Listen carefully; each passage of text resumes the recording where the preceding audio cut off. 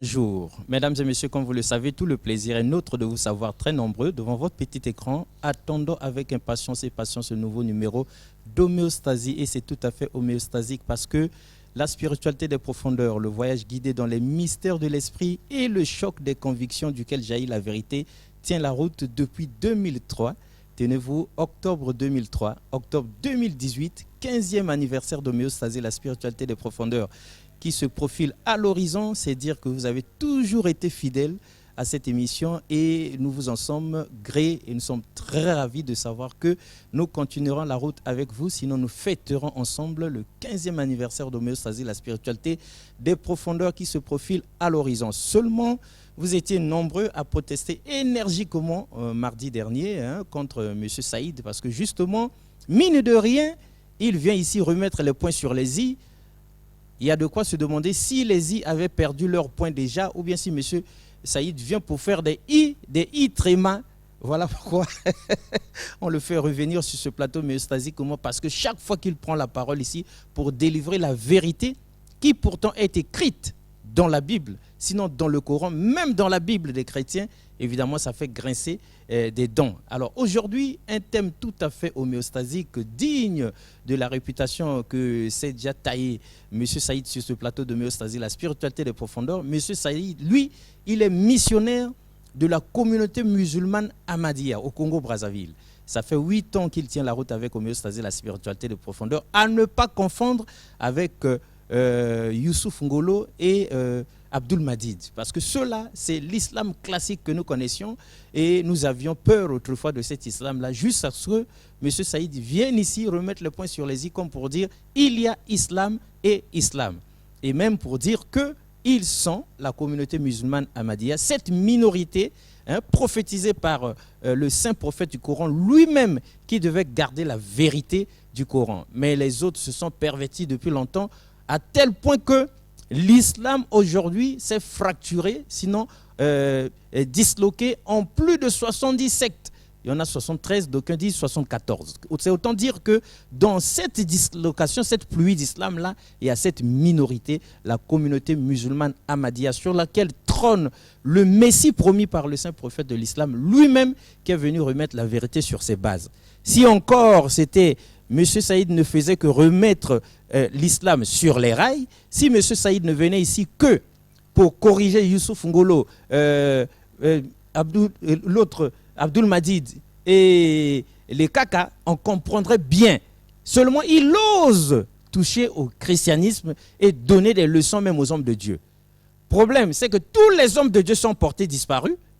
Autant ils accusent homéostasie, la spiritualité de profondeur d'encourager M. Saïd, autant M. Saïd les appelle sur ce plateau-là, qu'ils viennent croiser les versets bibliques et les sourates de Coran, ils sont portés disparus. Maintenant, pourquoi vous condamnez ceux qui viennent exprimer la vérité quand vous-même, qui prétendez la détenir en Jésus-Christ, vous êtes des poltrons comme ça, vous tremblez dans vos vestes, dans vos églises, et personne n'ose monter ici.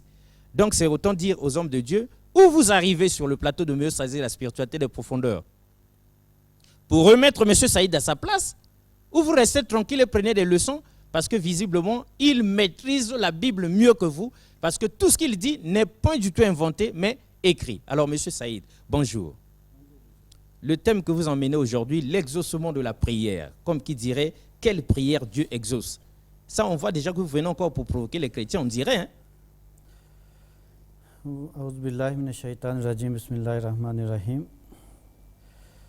D'abord, Dieu, il a créé le monde. Dieu a dit lui-même dans le Saint-Coran que j'ai créé l'homme afin qu'il soit mon adorateur. Il faut qu'il soit serviteur de Dieu. Notre premier objectif sur la terre, qu'il faut que nous adorons Dieu. Maintenant, toutefois que nous voyons l'homme à dérouter, Dieu envoie le messager pour encore mettre sur les rails. Et selon l'islam, selon le prophète Mohammed sallallahu alayhi wa sallam, Dieu a envoyé 124 000 prophètes. Et le Saint-Coran, il dit que Dieu n'a pas laissé aucune nation là où il n'a pas envoyé le messager. Dans chaque nation, Dieu a envoyé le messager. Ce n'est pas seulement que Dieu a béni les enfants d'Israël et les autres, Dieu avait oublié. Tout comme nous profitons ce que Dieu a créé pour nous, pour servir l'homme, le soleil et la lune, l'oxygène, de la même manière, au niveau spirituel aussi, Dieu nous a servi. Dieu n'a pas choisi seulement les enfants d'Israël, comme la Bible parle, il tourne seulement autour des enfants d'Israël. Mais le Saint-Coran, il dit, Dieu n'a jamais abandonné aucune nation. Au niveau physique, au niveau spirituel, Dieu est toujours à côté d'eux. C'est l'homme qui oublie Dieu, pendant que Dieu est toujours prêt à les servir. Comme Jésus, fils de Marie, il disait, celui qui toque, pour lui sera ouvrir la porte. Mais c'est celui qui ne toque pas. On n'a pas besoin de l'ouvrir. C'est ça que la première des choses qu'en islam, Dieu a dit qu'il est prêt à écouter tous ses serviteurs. Dieu n'est pas pour X, Dieu n'est pas pour Y. Il est pour tout le monde. Maintenant, le Saint-Coran, ce qu'il met beaucoup d'accent, c'est sur que Dieu est unique. C'est lui qui a seul pouvoir.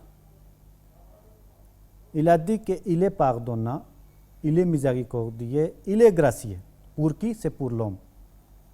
Dieu connaît que l'homme est faible. Et chaque fois qu'il va commettre le péché, Dieu a dit, s'il le regrette et il revient vers moi, Dieu va lui recevoir avec les bras ouverts. Et Dieu va lui pardonner. Parce il lui pardonne ses fautes, il le reçoit encore. Il est pardonnant. Sauf, le Saint-Coran, il dit que Dieu ne pardonne pas un péché. Parce que pour ça, il est très jaloux. C'est quel péché qu'il ne pardonne pas? C'est celui qui élève des égos avec lui. Celui qui cherche à partager son pouvoir. Celui qui cherche à prosterner devant sa créature. Et pour ça que tout un chapitre Dieu a révélé dans le Saint-Coran. Là où il a mis toutes sortes d'idolâtries à côté. Afin que quelqu'un ne dise pas que non, c'est comme Dieu peut être comme ça, Dieu peut se présenter dans telle image, Dieu a mis fin. Et ce chapitre, quand a été révélé, le prophète Mohammed sallam, il a dit qu'à ce moment-là, c'est 70 000 anges qui étaient descendus avec ce chapitre-là. 70 000 anges. C'était pourquoi c'est les anges qui viendront pour protéger l'unicité de Dieu sur la terre. Chaque fois que son unicité sera menacée, c'est les anges qui viendront avec les gens qui parlent l'unicité de Dieu pour les soutenir. Et le Saint-Coran, c'est 112e chapitre. Il dit Bismillahirrahmanirrahim Kul huwallahu ahad, Allahu samad, lam yalid walam yulad, walam yakullahu kufuwan ahad. Au nom d'Allah, le gracieux, le miséricordieux, dit, il est Allah l'unique, Allah l'indépendant, et c'est lui que tout supplie. Il n'engendre pas, et ni n'est-il engendré, et nul n'est semblable à lui. C'est ça que toutes sortes de shirk, d'idolâtrie, Dieu a écarté, Dieu a mis fin. C'est lui qui dit qu'un Dieu peut naître. Dieu dit dans le Saint-Coran, Dieu n'était jamais engendré, il n'a jamais engendré aussi. Il n'est pas l'enfant de quelqu'un, il n'a pas le père de quelqu'un. Dieu n'a pas de mère ni de père, lui non plus n'a pas de fils. Nul qui est semblable à lui. C'est ça que dans le Saint-Coran d'abord, un musulman, celui qui dit qu'il est musulman, 100% il doit connaître Dieu unique. Il n'a pas de partenaire, il ne peut pas prosterner quelqu'un, il ne peut pas mettre confiance à quelqu'un en dehors de Dieu. S'il y a quelque chose à demander, c'est toujours à Dieu. Mais malheureusement, comme le prophète Mohammed sallallahu alayhi wa sallam, il avait dit, quand il était dans le dernier souffle de sa vie, il était en train de dire quelque chose. Mais il y a une de ses femmes qui a approché pour écouter qu'est-ce qu'il est en train de dire. Il a dit qu'il était en train de dire que soit malédiction sur les gens qui ont pris les tombeaux de leurs messagers comme les lieux d'adoration. C'était un message pour les musulmans qu'il ne faut pas être comme eux. Pourquoi? Que prosterner devant un tombeau ou devant un messager d'Allah, devant une créature, c'est un péché impardonnable que Dieu ne pardonne pas. C'est ça que la première condition pour que Dieu exauce la prière, Dieu a dit, il faut mettre confiance en moi. Il faut demander à moi. Il ne faut pas amener quelqu'un en dehors de moi ou demander par quelqu'un. Ça, c'est un péché. Comme je suis disponible à tout moment pour vous. Mais pourquoi vous cherchez encore à amener quelqu'un qui va parler de vous devant moi? Ça, c'est Dieu interdit. Dieu a dit que je suis prêt. Par exemple, il dit dans un verset, chapitre 2, verset 187, il dit Va'iza sa'alaka ibadi anni fa inni qarib. Ujibu da'wata da'iza da'ani falyastajibu li wal yu'minu bi la'allahum yarshudun. Que quand mes serviteurs t'interrogent, c'est-à-dire Dieu parle avec le prophète Mohammed sallallahu alayhi wa sallam, que quand mes serviteurs t'interrogent sur moi, dis-leur que certainement je suis tout prêt. J'exauce la prière du suppliant quand il m'implore, mais avec les conditions, ils doivent donc m'écouter et croire en moi, afin qu'ils soient bien guidés. Ici, Dieu a donné certaines conditions pour que Dieu puisse exaucer la prière. D'abord, il dit au prophète, dites mes serviteurs, quand ils ont besoin de moi, je suis près d'eux. Mais quand ils te demandent pour moi, je suis près d'eux pour eux. Ce n'est pas qu'ils te demandent pour la paix. Ce n'est pas qu'ils te demandent pour les biens de ce monde. Ce n'est pas qu'ils te demandent l'argent. Vous comprenez? Les loisirs de ce monde. Quand ils cherchent à Dieu, ce n'est pas pour les intérêts, non. Ils cherchent d'abord Dieu pour le connaître, pour qu'ils soient en contact avec lui, pour que Dieu soit content d'eux. Pourquoi? Pour qu'ils puissent glorifier. À ce moment-là, Dieu a dit, je suis près d'eux. Mais avec les conditions quoi? Que j'exauce la prière les moments qu'il m'écoute aussi. Il écoute comment Dieu, que quand tout ce que Dieu a révélé, il faut respecter. Comme vous êtes en train d'écouter Dieu. Quand Dieu dit ne vole pas, vous volez. Quand Dieu dit ne ment pas, vous mentez.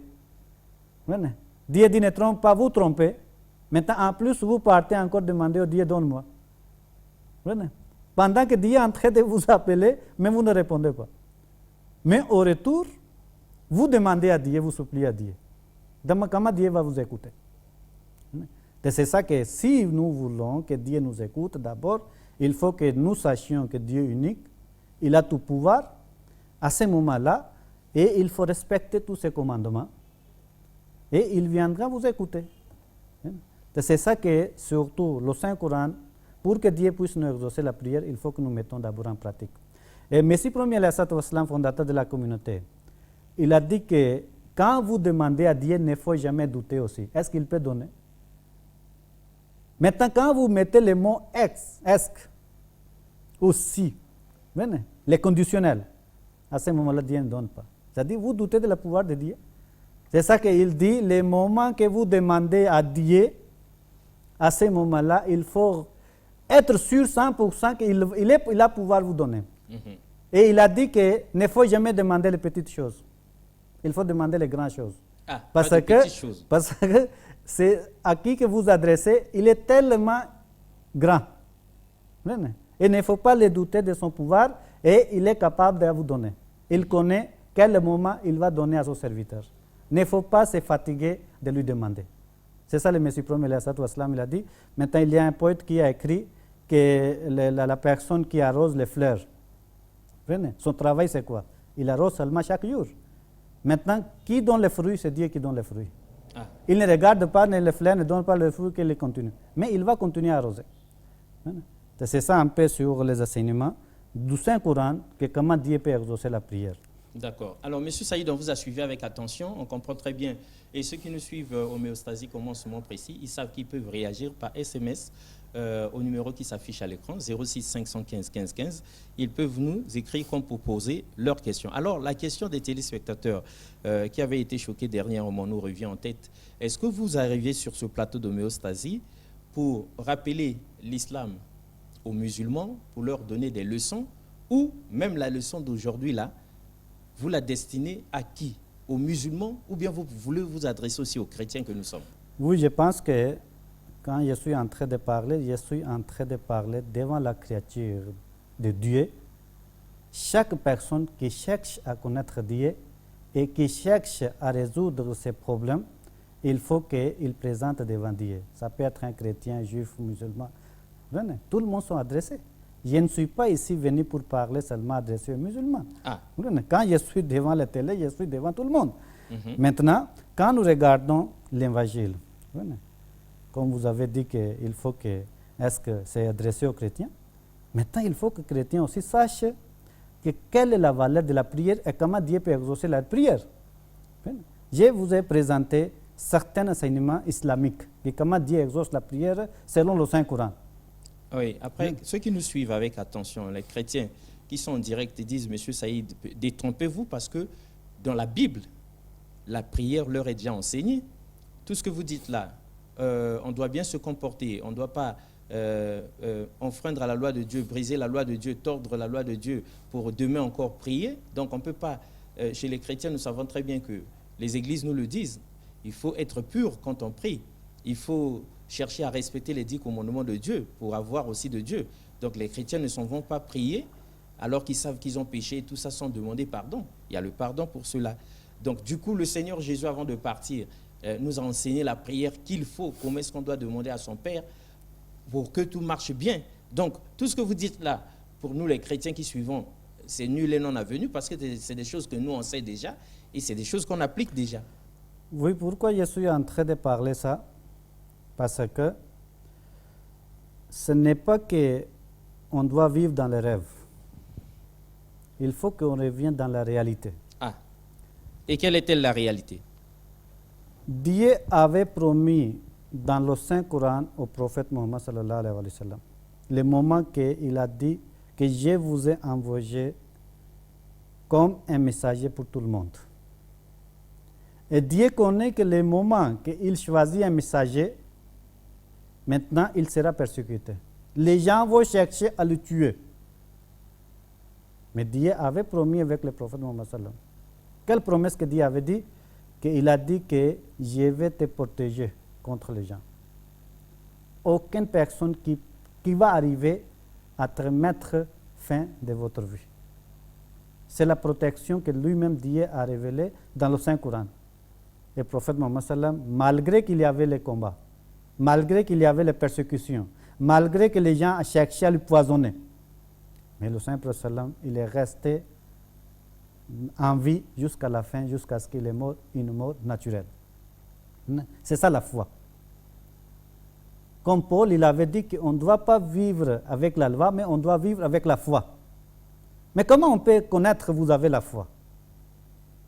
Aujourd'hui, quand je viens de parler, j'accepte tous les enseignements, je mets confiance à Dieu. Quand demain je vais prier pour une chose, j'ai confiance à Dieu que Dieu va exaucer mes prières, parce que j'ai la foi. Et par l'exaucement de la prière, vous allez connaître que j'ai la foi. Ce sont les signes. Maintenant, chez les chrétiens, malgré que vous dites que non, vous priez, Jésus vous enseigne, Jésus a pris vos péchés déjà, vous êtes déjà pardonnés. Quel est le signe? Nous sommes sur la terre ici. Comment nous pouvons savoir que vous avez la foi? Quels sont ces signes? Par exemple, Jean 9, 31, il dit quoi? Il dit, nous savons que Dieu n'exauce point les pécheurs. Dieu n'exauce point les pécheurs. Mais si quelqu'un l'honneur et fait sa volonté, c'est celui qui l'exauce. C'est-à-dire, un péché ne sera pas exaucé. Maintenant, selon vous, comme Jésus a pris le péché au moins des chrétiens, ils sont innocents, ils n'ont pas de péché. Maintenant, il faut que chaque jour, les bénédictions de Dieu tombent sur eux. Ils ne doivent pas souffrir. Tout ce qu'ils ont besoin, directement, ils demandent, Dieu réagit. C'est ça, non? Maintenant, malgré que nous ne voyons pas ça. Nous ne voyons pas qu'il y a l'exaucement des prières qui existent chez les chrétiens. Oui, M. Saïd, on va dire ça avec nos mots à tous ceux qui nous suivent là. C'est vrai que quand homéostasie, la spiritualité de profondeur est sur ce plateau, les noms de beaucoup d'hommes de Dieu se cachent. Beaucoup de noms disparaissent. Mais tous tels que vous êtes là, pasteurs, docteurs, évêques, apôtres, hommes en soutane ou pas, dites-nous, si jamais Jésus était vraiment mort sur la croix pour nous et qu'il a pris sur lui tous nos péchés, rien que par la foi en lui, nous croyons et nous sommes tout clean. Ça veut dire que dans cette sainteté-là, tout ce que nous demandons au Seigneur, à Dieu, il nous donne. Mais d'où vient-il que les chrétiens, malgré le fait que Jésus soit mort pour eux, malgré le fait que tous leurs péchés sont déjà finis et qu'ils sont déjà saints par la foi, mais dans la pratique, au quotidien, dans la réalité sur le terrain, leur pauvreté ne finit pas. Ils sont toujours dans la même crasse qu'avant. Ils ont toujours les mêmes problèmes qu'avant. Mais alors que bénédiction sur bénédiction devait descendre sur eux. D'où vient-il que malgré toutes nos prières, Jésus ne réagit pas? C'est ça le contexte, le paradoxe ici qui est décrypté sur ce plateau. Pour M. Saïd, ça veut tout simplement dire que nos prières ne sont pas exaucées. Si nos prières étaient exaucées, il y aurait eu des bénédictions. On verrait des chrétiens vivre très bien. Mais là, sur le terrain, rien. C'est comme si Jésus n'existait pas. Alors, M. Saïd, dites-nous, quelqu'un demande là, est-ce que vous, les musulmans, dans l'islam là-bas, tout le monde est saint? Il n'y a pas de pécheurs musulmans, M. Saïd? Tout le monde est saint là-bas? C'est ça le grand problème que demandent les chrétiens ici. Je ne dis pas que tous les musulmans sont saints. Ah. Même je ne peux pas dire que je suis saint. Ah, même vous-même aussi, vous n'êtes pas saint. Pourquoi? Que même Jésus lui-même, il dit qu'il n'est pas saint. Pourquoi il dit? Que parce que l'homme, il a toujours une faiblesse. Parfait, c'est seulement Dieu qui est parfait. Vous comprenez? Mais Dieu regarde la sincérité de la personne. Malgré qu'il y ait les défauts, mais j'ai la foi en Dieu. À cause de ces foi-là, Dieu exauce mes prières. Mais je cherche toujours, qu'est-ce qu'on dit, de rester sur les rails. Vous comprenez? Je cherche à enlever mes défauts. Maintenant, chaque personne, chaque musulman, tout comme les enseignements du Saint-Coran, chaque musulman, il fait ça. 5 prières chaque jour, nous faisons pourquoi? Pour que nous puissions éviter Satan, nous puissions approcher Dieu avec les bonnes œuvres. Pourquoi Dieu a dit dans le Saint-Coran, les moments que vous avez la foi, tant que vous n'arrosez pas votre foi avec les bonnes œuvres, votre foi est vaine, sera sèche. Et il est obligatoire que si vous avez la foi, il faut arroser avec les bonnes œuvres. Avec les bonnes œuvres. S'il n'y a pas les bonnes œuvres, si vous n'aidez pas les gens, vous êtes en train d'injurer les gens, vous êtes en train de, à tout moment, chercher un problème avec les gens. Maintenant, vous dites que vous avez la foi, mais votre foi est vaine? La foi est vaine. Monsieur Saïd, voilà, on reprend encore nos mots pour nous adresser à ces guides, ces hommes spirituels-là. Ceux qui ont des églises à foison dans Brazzaville, Pointe-Noire et partout ailleurs, sans oublier le grand Kinshasa là. Il y en a plein, ces hommes de Dieu, eux ils sont bien. Ils ont la foi en Dieu, mais où sont leurs œuvres? L'église chrétienne pêche du côté social des choses. Comment on va prier Jésus ensemble quand le pasteur a le ventre plein et le fidèle depuis le matin n'a pas encore mangé? Comment on priera Jésus ensemble quand le pasteur est dans une villa et que l'autre, les fidèles sont dans des Eneken Angamakoso ici? Bon, maintenant Jésus là, il regarde que la villa du pasteur pour le mettre en sécurité où il n'y a pas de moustiques. Et les chrétiens qui s'épuisent à construire l'église sont dans des Eneken ici. Mais quel contraste! Voilà pourquoi M. Saïd remet la vérité sur ses bases. On ne se fâche pas. Si, homme de Dieu, vous êtes sûr que la bénédiction de Dieu, du fait de votre foi, est équitable sur vous et sur vos fidèles, venez sur ce plateau de homéostasie, la spiritualité des profondeurs. Sinon, démonstration est faite de par le vécu quotidien que Jésus ne vous entend même pas, Dieu n'exauce pas nos prières. Regardez comment vos fidèles sont crasseux dans l'église. Est-ce que c'est normal? Même Satan lui-même se gêne. Alors, M. Saïd, quelle est la suite? Parce que par SMS, là, les gens réagissent déjà, ils se fâchent. Qu'est-ce qu'on dit? Il faut que les pasteurs et les chrétiens ils lisent attentivement les enseignements de Jésus aussi. Oui, faites-leur relire la Comprenez? Bible. Par exemple, Matthieu 21, 22, il dit, Jésus leur répondit, je vous le dis en vérité, si vous aviez de la foi et que vous ne doutiez point, non seulement que vous feriez ce qui a été fait à ces figuiers, mais quand vous diriez à cette montagne, ôte-toi de là et jette-toi dans les mers, cela se ferait. Tout ce que vous demanderez avec foi par la prière, vous le recevrez. Ça, c'est Jésus qui dit. Oui. Selon ces versets, cela signifie que les gens, les compagnons qui étaient en train de vivre autour de Jésus, ils n'avaient pas encore la foi. Ah, ils n'avaient pas encore la foi. C'est Jésus l'occasion- disait quoi? Il faut relire encore, le Matthieu 21, 22. Ah, Il dit, si vous avez un tout petit foi en moi, comme les grains de moutarde, mhm. vous allez déplacer les montagnes, seulement vous allez dire, déplace-toi, il va se déplacer. Et la montagne se déplace. Ça veut dire que ceux qui étaient autour de Jésus, là, ces disciples-là, ces apôtres-là, ils n'avaient pas de foi.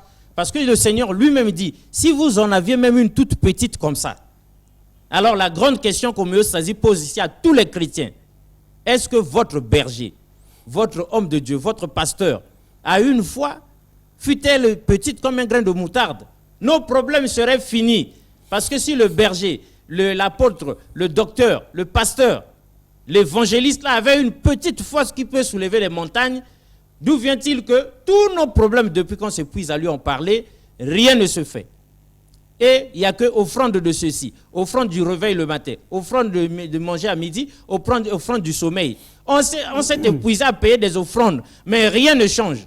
Donc, même l'homme de Dieu ou la servante du Seigneur qui nous guide là, n'a même pas un bout de petit foie comme ça là. Voilà pourquoi M. Saïd dit, tant que c'est comme ça, Jésus lui-même a dit, rien ne marchera. M. Saïd, avant que vous nous parliez, quelqu'un... Écoute, attendez. Oui. Maintenant, est-ce que, selon le verset que je vais lire maintenant, est-ce que le pasteur peut approuver leur foi? Ah, est-ce Et que les ils ont- pasteurs peuvent donner la Ils ont preuve de leur foi? Une petite foi. Vous comprenez? Le verset, il dit que Matthieu 17, verset 19 à 20. Alors les disciples s'approchèrent de Jésus et lui dirent, en particulier, pourquoi n'avons-nous pu chasser ces démons? C'est-à-dire, il y avait une fille que quelqu'un avait amenée, comme Jésus était occupé, il a dit à compagnons de chasser les. Ils ont tout fait. Ils se sont évertués à faire là, à chasser les mauvais Rien esprits. du tout. Rien, le démon était toujours là. Hein? Après, ils sont venus vers Jésus, Jésus a chassé. Hein? Après, les compagnons demandent, pourquoi on n'a pas pu? Pourquoi nous, on a tout fait, mais on n'a pas pu chasser le démon? Jésus dit, c'est à cause de votre incrédulité. Ah, Leur dit Jésus, je vous le dis en vérité, si vous aviez de la foi comme un grain de moutarde, vous diriez à cette montagne, transporte-toi d'ici, là, et elle se transporterait. Et rien ne vous serait impossible. ça c'est la parole de C'est Jésus. la parole de Jésus. Homme de Dieu, c'est écrit ou pas? C'est écrit. Un homme de Dieu charismatique, qui a un peu... Jésus, il ne dit pas beaucoup de fois. En tout cas, le pasteur Serge Villa, l'apôtre Tati et tous les autres, le pasteur Ézéchiel, le prophète Buisson Recteur, tout ce beau monde-là. Si vous aviez un tout petit bout de foi comme un grain de moutarde, comme ça là, Jésus dit, vous auriez pu dire à la montagne de Ngamakoso, ôte-toi de là et jette-toi dans le fleuve Congo. Aussitôt, c'est fait. Tout comme les hommes de Dieu auraient pu dire, érosion de Ngamakoso, arrête-toi, ça s'arrête. Et ça se remplit, ça se comble, ça nous éviterait de problèmes. Mais les hommes d'aujourd'hui, les hommes de Dieu d'aujourd'hui, là, c'est que le spectacle au nom de Jésus, sans résultat. C'est ça qui nous frustre. Mais M. Saïd, par rapport à la leçon qui est donnée aujourd'hui, quelqu'un dit ici par SMS que tout ce que vous avez donné comme condition pour la prière, mais ce sont les mêmes conditions qui sont dans la Bible. Vous ne nous apprenez rien, ce sont les mêmes conditions que Jésus lui-même demande aussi dans la Bible. N'est-ce pas? Oui, je pense que si leurs prières sont exaucées, il faut qu'ils démontrent leur foi. Pourquoi Jésus a dit, tout ce que vous demanderez avec foi, par la prière, vous le recevrez. C'est ça la condition. Oui. Et donc, si on Maintenant, ne reçoit pas, si vous demandez, mais 1000 fois, rien qui sans change. suite, Cela signifie que vous n'avez pas la foi. il n'y a pas de foi. Maintenant, clair. c'est ça que j'avais donné une verset concernant les disciples de Jésus. Les disciples de Jésus qui n'avaient pas la foi. Maintenant, Jésus dit plusieurs fois, si vous avez un petit foi en moi, comme la graine de moutarde. Ce sont les gens qui sont vécus ensemble avec Jésus, qui ont vu chaque jour le miracle de Jésus.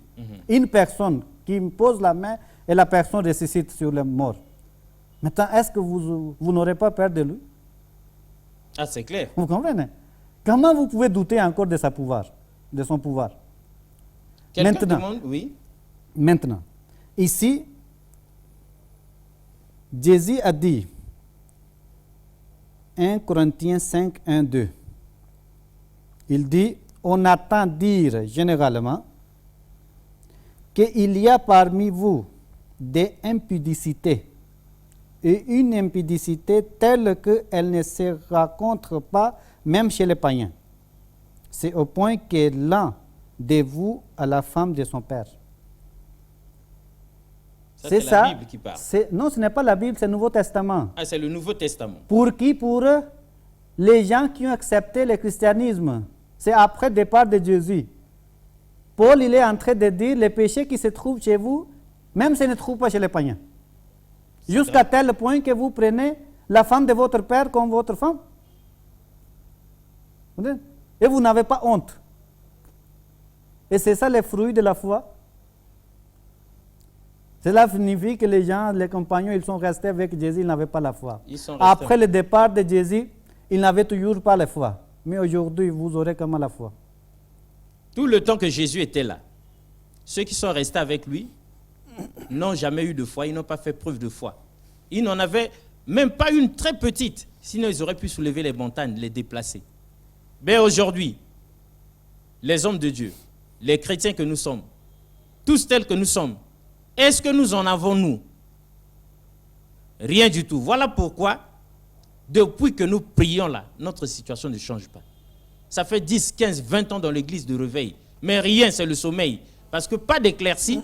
Chaque année qui arrive, on nous dit que cette année, c'est ton année. La bénédiction va arriver. En 2015, Dieu a dit. 2015 passe. Le pasteur lui dit c'est 2016. 2016 passe. Le pasteur, il te bénit pour 2017. 2017 passe. Cette fois-ci, tous les hommes de Dieu ont dit la bénédiction, c'est 2018. Mais attention, hommes de Dieu. 2018, là, on est déjà au mois de mars. Mais nous ne voyons aucun changement. On risque d'arriver à décembre 2018 sans rien. Tout simplement parce que l'homme de Dieu qui parle manque de foi. Au lieu de reconnaître que il est pas ça il est nul. Non, non, non. Lui, il se fait passer pour l'envoyé spécial de Jésus, sinon son représentant. Et du coup, comme il manque de foi lui-même, et les autres aussi n'ayant pas de foi, l'église chrétienne est à terre. Les chrétiens crèvent de faim. Ce n'est pas gentil. Donc, du coup, reconnaissons que ce que M. Saïd dit ici est la vérité, sauf si nous venons faire une démonstration contraire. Maintenant, comme c'est la foi des chrétiens, c'est déjà douté selon ce verset que je viens de réciter. Maintenant, on regarde la foi de Jésus. Comme Jésus dit que tout ce que vous demanderez avec la foi, vous recevrez. C'est ça, non? Ça dit, si tout ce que vous demandez, par vous aurez ça. Vous aurez ça. Tout ce que vous demanderez. Maintenant, on demande à tous les chrétiens, est-ce que Jésus avait la foi? Ben oui, bien sûr, c'est l'incarnation de la foi. C'est le Seigneur Jésus. Avant que les chrétiens répondent, nous-mêmes sur ce plateau, nous reconnaissons que Jésus avait... Il avait la foi. La foi infinie. Infinie. Maintenant, avant qu'on arrête Jésus, vous connaissez que les jours que les Romains ils sont venus pour arrêter Jésus? Oui, c'est dans la Bible. Maintenant, avant qu'on arrête toute la nuit, Jésus a fait quoi? Il a prié. Il a prié. La prière était contre quoi? Contre la mort. Contre la mort. Il a dit, éloignez cette coupe. Je ne vais pas mourir. Une mort maudite. Jusqu'à tel point que sur la croix, il a dit, Eli, Eli, lama sabachthani. Oh mon Dieu, pourquoi tu m'as abandonné? Maintenant, toute la nuit, la prière de Jésus, c'était exaucé ou non? Monsieur Saïd, on parle ici de Jésus, pas de quelqu'un d'autre. Oui, c'est Jésus lui-même qui est en train de confirmer à ses compagnons. Si vous demandez avec votre foi, vous aurez. Tout ce que vous demanderez, vous Tout aurez. ce que vous demanderez, vous aurez. Or, durant toute la nuit, il a prié pour éloigner la mort, Voilà. pour ne pas vivre ça. Maintenant, avec qu'est-ce qu'on dit, tristesse que Jésus avait prié, larmes coulaient comme le sang. Il a dit que l'âme va sortir avec la seulement tristesse. Est-ce qu'il pouvait perdre sa foi à ce moment-là? Il faut qu'on demande ça aux hommes de Dieu. Nous sommes homéostasie, comment choqués. Monsieur Saïd, là, décidément, il faut qu'il y ait un homme de Dieu charismatique qui accepta comme ça de venir croiser les versets, les sourates avec lui sur ce plateau. Mais la problématique posée est compliquée. Jésus lui-même, qui est l'incarnation de la foi. Personne, aucun chrétien n'a plus de foi que Jésus. Parce que nous croyons même à Dieu à travers Jésus, son sacrifice, sa mort et tout ça. Mais Jésus, là, il avait dit, si vous priez que vous avez un peu de foi comme ça, là, tout ce que vous demanderez, vous l'aurez. Mais lui-même, Jésus, sachant que la mort arrivait, il a prié toute la nuit. Et les larmes se sont transformées en mon sang. Tellement il avait peur de la mort, il n'en voulait pas. Mais Dieu, est-ce qu'il avait exaucé sa prière ou pas? Jésus, n'est-il pas mort sur la croix finalement? Alors à ce moment, la grande question se pose. Monsieur Saïd demande aux hommes de Dieu charismatiques, Jésus, avait-il la foi ou pas? Pourquoi Dieu n'avait pas exaucé sa prière? Et ça intrigue homéostasie, la spiritualité des profondeurs. On se dit, et si le Seigneur souffrait lui-même de manque de foi? C'est grave, monsieur Saïd, et ces allégations-là. Parce que par SMS, ici, les gens se fâchent. Ils disent que tout ça, c'est homéostasie qui encourage. Hein? On dit ici, monsieur Saïd, finalement, Jésus, c'est qui pour vous, monsieur Saïd? Maintenant, ici, deux questions qui se posent. Ah, deux questions. D'abord, si Jésus a prié toute la nuit, s'il avait la foi, ses prières sont exaucées. Comme Jésus lui-même, il disait. Oui, s'il avait la foi, ses prières sont exaucées. Ses prières sont exaucées, c'est ce que nous acceptons. C'est la personne qui demande. C'est ça que nous acceptons. Ah. C'est ça que le Saint-Coran aussi il dit. Ah, le Saint-Coran dit que Jésus n'était jamais mort sur la croix. Ses prières avaient été exaucées. Dieu lui avait exaucé favorablement. Il n'était jamais mort sur la croix. Maintenant, selon les chrétiens, il avait rendu l'âme sur la croix. Et Paul, il accepte que Christ nous a racheté de la malédiction de la loi en devenant malédiction à notre place. Oui, mais ça, c'est la pierre angulaire de notre foi de chrétien. Maintenant, Jésus, il prie toute la nuit. Les prières ne sont pas exaucées. Cela signifie que Jésus n'avait pas la foi. Si Jésus n'a pas la foi, il va vous donner comment la foi? Ah. Maintenant, si les prières sont exaucées et Jésus n'est pas mort sur la croix, il n'y a pas de rédemption. Vos péchés ne sont pas pardonnés. Il ne faut pas rester encore vivre dans les rêves.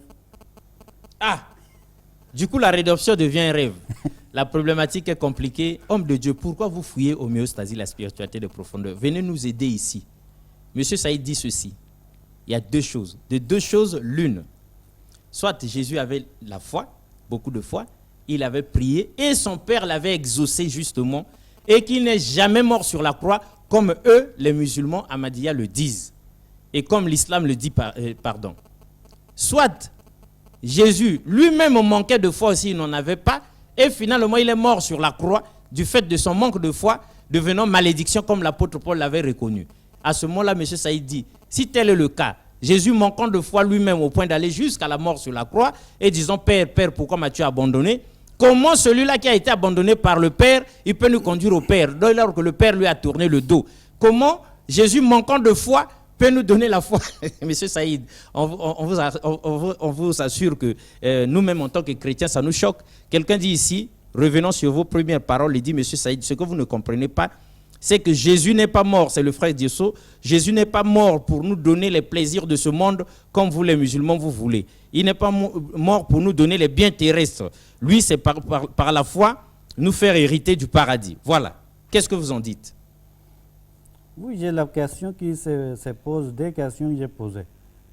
Si Jésus est mort, si les prières ne sont pas exaucées, si il n'est pas mort, il n'y a pas de rédemption, vous n'aurez pas le paradis. Votre péché est toujours taché avec vous. Vous comprenez? Et quand nous prions, nous ne prions pas pour chercher le monde de ses biens. C'est ça qu'au début j'avais dit. Le Saint-Coran, il dit, vous priez pour chercher Dieu, ce n'est pas les biens de ce monde. Dieu a dit que les biens de ce monde, devant lui, c'est la vaine. Il n'a pas de sens. Et ce n'est pas les biens de ce monde qui vont vous servir là-bas. Le Saint-Coran, il dit, telle chose qui va vous servir, ce que vous allez faire avec les gens ensemble, ce que vous allez rendre service aux gens. C'est ça qu'à cause de cela, il avait dit que le Saint-Coran, quand il parle de la foi, il a dit qu'il faut arroser votre foi avec les bonnes œuvres. C'est les bonnes œuvres qui vont vous accompagneront après la mort. Ce n'est pas les biens de ce monde et nous ne cherchons pas ça. Oui, mais quelqu'un dit ici, M. Saïd, que si Jésus en est arrivé jusqu'à mourir sur la croix, c'est parce que Jésus précise bien, et ça, M. Saïd évite de le dire, Jésus précise bien dans sa prière, non pas ma volonté, Père, mais votre volonté. Hein? Maintenant, éloignez cette coupe si c'est possible, non pas moi, mais si le Père, vous voulez vraiment qu'il en soit ainsi, eh bien, je vais le faire. Oui, si c'était la volonté de Dieu, mais c'est la volonté de Dieu qui fait que Jésus meurt sur la croix. Maintenant, Jésus ne savait pas la volonté de Dieu, pourquoi il est en train de pleurer devant Dieu? Pourquoi il a accepté encore de pleurer jusqu'à tel point que quand il est prêt à mourir, il dit Eli, Eli, lama sabachthani. Ce n'est pas qu'il a perdu l'espoir. Ah oui, pendant qu'il savait bien la volonté. Et souvent j'ai dit que quand même Jésus, c'est lui qui était destiné pour mourir. Il savait bien depuis sa naissance qu'il est venu dans la pour Bible. mourir. Oui. Maintenant, pourquoi dès que la mort est devant lui, il commence à trembler? Pendant qu'un militaire, c'est lui qui n'accepte même pas Dieu. Ils sont en train de combattre sur les champs. Il est formé, Vous ils sont comprenez? là au combat. Ils et ils ne sont pleurent formés pas. pour ça. Et il connaît que dès que la balle va toucher, il va mourir. Et il est clair. devant les balles, il est en train de combattre. Et alors, Même la balle est touchée, mais il continue à combattre. Pourquoi il ne prie pas? Oh Dieu, éloignez-moi. Il ne peut accepter moi-même Dieu. Mais lui qui est venu pour sauver toute l'humanité, il tremble. Monsieur Saïd, c'est vrai que vous avez raison, mais homéostasie, la spiritualité des profondeurs ne maîtrise pas. Le problème ici, c'est que tous les hommes de Dieu, les guides spirituels chrétiens sont portés disparus. Venez répondre un peu à cette question-là. Jésus, il est venu pour mourir, non? Car Dieu a tant aimé le monde qu'il a envoyé son Fils unique, entre parenthèses, mourir sur la croix, afin que quiconque croit en lui ne périsse point et qu'il ait la vie éternelle. D'accord. Mais quand la mort est arrivée, pourquoi ce Jésus-là tremblait encore? Pourquoi il s'est mis à pleurer? Alors que même les soldats qui ne sont pas chrétiens, là, qui ne font pas l'église, quand ils vont sur le champ de bataille, ils se battent devant la mort. Ils ne prient pas, ils ne fouillent pas. Mais Jésus, lui, il s'est mis à trembler et à pleurer. C'est ça qui intrigue M. Saïd. Mais le problème, c'est quoi? Les pasteurs, ils sont en train de mettre tout sur le dos de Jésus. De Jésus. Pourquoi? Ils sont en train de même tromper les gens afin que les gens ne puissent pas savoir la vérité. Ah. Maintenant, écoutez ici, Jésus dit quoi? Ce qu'ils sont en train de fuir. Jésus donnait certains signes de la foi. Par ces signes-là, vous allez connaître la personne à foi ou non. Ah. Quels sont les signes de la foi? Maintenant, vous pouvez lire Marc 16, 17 à 18. Il dit, voici les miracles qui vous accompagneront, ceux qui auront cru à mon nom. Ils chasseront les démons, ils parleront de nouvelles langues. Dans une autre Bible, il parle des langues étrangères. Ils saisiront les serpents, s'ils boivent quelques breuvages mortels, il ne leur fera point du mal. Ils imposeront les mains aux malades et les malades seront guéris. Ce sont les miracles, ce sont les signes de la foi que Jésus a donnés.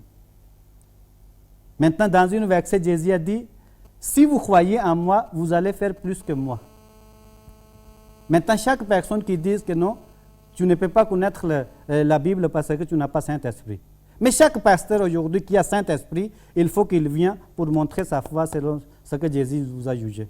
On part ensemble au fleuve, il marche sur l'eau, comme Jésus marchait sur l'eau. On va connaître si vous avez la foi ou non. À ce moment-là, il ne faut pas dire que non, on ne tente pas Dieu. Ici, ce n'est pas la tentation de Dieu, ici, c'est pour la approuver démonstration que de la foi. Jésus est véridique. Ah, ce n'est plus pour tenter Dieu, mais c'est pour démontrer la foi. Parce que Jésus lui-même dit, si vous avez un petit bout de foi là, vous ferez des choses bien plus grandes que celles que moi j'ai faites. Donc on fera des choses bien plus grandes encore que Jésus. À ce moment-là, si Jésus, lui, avait marché sur l'eau, homme de Dieu, si vous êtes charismatique, si vous êtes la foi, si vous avez la légitimité de diriger cette église, mais vous pouvez, vous, au lieu de seulement marcher sur l'eau, vous pouvez vous survoler l'eau. Comme ça, on comprendra que vous avez la foi. On arrive à l'atterrissage bientôt là, mesdames et messieurs. Nous vous maintenant, suivons. Maintenant, on n'a pas besoin d'aller au fleuve. Il peut perdre sa vie. Oui. Maintenant, ce que je demande, comme Jésus a dit, vous allez parler les langues étrangères. Comme je suis un étranger. Un pasteur, celui qui a Saint-Esprit, Qui a celui qui a un Saint-Esprit. petit foi, il vient parler avec moi en ourdou. Il vient parler ourdou avec M. Saïd. En tout cas, là, on comprendra qu'il a le Saint-Esprit. Parce que si vous avez le Saint-Esprit, M. Saïd ne veut pas que vous alliez au fleuve Congo, vous allez vous noyer. Mais au moins, sur le plateau d'homéostasie, vous parlez ourdou avec M. Saïd par la vertu du Saint-Esprit. Là, on comprendra que vous êtes investi de Dieu par Dieu lui-même et que justement, vous avez la foi. Alors, quelqu'un demande, M. Saïd, mais vous-même qui parlez là, est-ce que vous avez la foi? Qu'est-ce que vous avez déjà fait avec votre foi, M. Saïd? Vous voyez, la foi concerne avec vous, avec Dieu, entre vous et Dieu. Si vous avez la foi, Dieu va vous écouter, Dieu va vous orienter vers la lumière. C'est foi qui va vous servir après la mort. Dieu a nulle part dit dans le Saint-Coran, si vous avez la foi, vous allez guérir les malades, vous allez poser la main sur eux, vous allez guérir les malades, vous allez ressusciter les morts. Ça, c'est le spectacle. Dieu ne dit pas ça. La foi concerne à moi, entre Dieu et moi. Si j'ai la foi, je serai béni. Maintenant, si je n'ai pas la foi, à ce moment-là, c'est moi qui est perdant. Maintenant, si quelqu'un est malade, il y a le prophète Mohammed sallam, il a dit pour chaque maladie, Dieu a créé un médicament, il faut utiliser ça, c'est naturel. C'est ça que même chaque pasteur qui tombe malade, il part toujours à l'hôpital, chez le médecin. Mais bien sûr. Pour chercher la guérison. La foi ne permet pas que nous allions faire le spectacle. Ça, ce n'est pas la foi. La foi, vous avez la foi, vous êtes convaincu. S'il y a un malheur qui arrive, non, vous dites que non, ça vient de Dieu. Il faut que j'ai patiente. Dieu va enlever ça, vous demandez à Dieu, Dieu va enlever. Alors, leader lauréat et Lisa Gatier, qui nous suivent là attentivement, on n'appelle pas, mais on envoie ces SMS. Alors, quelqu'un pose cette question au moment où nous allons atterrir bientôt là, M. Saïd. Il dit, donc tous ces pasteurs ne font que mentir, M. Saïd. Les miracles qu'ils produisent au nom de Jésus, que dites-vous de ça? Parce que, selon les signes de la foi dont vous venez de parler, mais les pasteurs font des miracles à l'église, des miracles que les gens vivent au quotidien. Maintenant, que dites-vous de ça? Ces miracles sont faits au nom de Jésus. La première des choses que je pense qu'il n'y a pas aucun pasteur qui est capable de faire les miracles. Ah. Peut-être qu'ils sont en train de faire un montage dans leur église. Maintenant, si réellement il y a les gens qui sont capables de faire, mais beaucoup de gens qui souffrent dans les hôpitaux, pourquoi ils ne partent pas pour les guérir? Il faut qu'il prenne ces volontés-là pour aider les gens, pour aider les populations. Dieu va les bénir aussi. Ah. Maintenant, pourquoi ils restent seulement dans l'église pour montrer les miracles? Deuxième chose, Jésus a dit que le temps viendra, il y aura beaucoup de gens qui vont soulever à mon nom. Pour montrer les miracles, ils vont dire que Jésus a dit qu'ils vont même montrer les miracles, qu'ils vont même dépasser. Mais il ne faut pas les écouter, il ne faut pas croire, ils seront tous des menteurs. Cela signifie que selon Jésus, un menteur aussi peut montrer les miracles. Un miracle, ce n'est pas un signe de la vérité.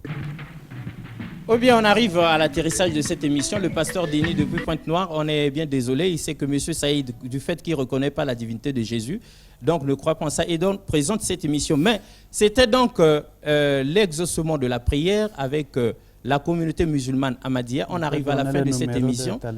Le numéro c'est 05 555 42 18. 05 555 42 18. Au revoir. Ça, vous pouvez nous appeler en direct au lieu de déranger M. Alexis. D'accord, donc c'était comme ça l'exaucement de la prière. Homme de Dieu, vous qui maîtrisez mieux les choses, le plateau est ouvert pour vous, pour que nous trouvions à répondre donc à M. Saïd. C'était cette émission pour vous. Au revoir et à la prochaine. Merci beaucoup une fois de plus.